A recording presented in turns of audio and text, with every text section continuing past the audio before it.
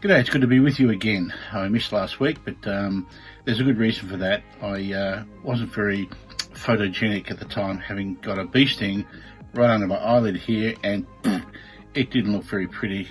I didn't want that on YouTube. Anyway, good to be with you today. I have just heard the news about young Will Callahan, who's just been found at Mount Disappointment. And I was just watching the newscast on my computer, and I felt this wave of emotion that I think the whole country would have felt, this great relief that this young boy was found safe and pretty well, considering the conditions over the last 2 nights. And in that moment, I felt the Lord just say to me, as this emotion was welling up in me, and yeah, I teared up. When you're 60 plus, you can tear up whenever you like, okay? But as I was feeling the overwhelming emotion of that, I felt the Lord just saying to me, that's exactly how I feel about one who comes home to me, who's been lost all those years. And I remember just again why I've been called to ministry, and that is to join God in the search for those who are lost to Him. And we should never forget that as a church.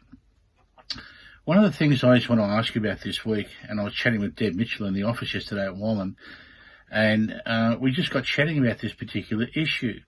And it was simply this: now that we're live streaming on video on YouTube and Facebook and so forth, I wonder how many people actually prepare for worship, or do we just tune in and watch worship, if you know what I mean? A lot of the time, obviously for Sunday mornings, you're probably a bit familiar with my routine now. I'm up early, finishing off sermon, praying into it again, getting up to the church, praying again, praying through the pre-worship and all that sort of stuff, trying to be as alert and as spiritually alive as I can be before I get up there to preach, or just even engage in worship when I'm not preaching.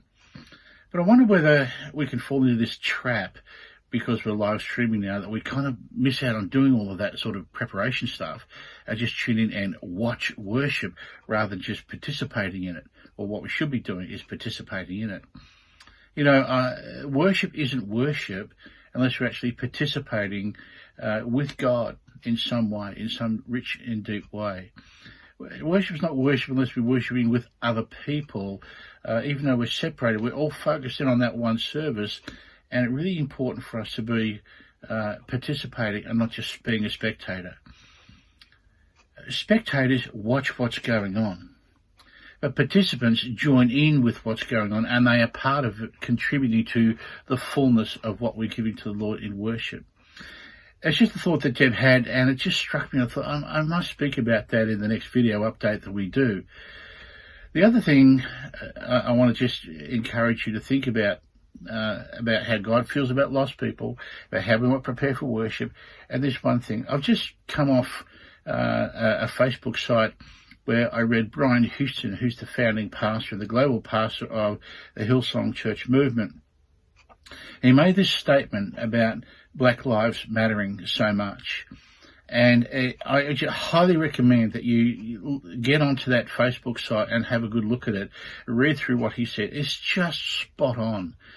And in that he said, until Black Lives matter, no life will matter. And I thought, you know what, that just nails it right there.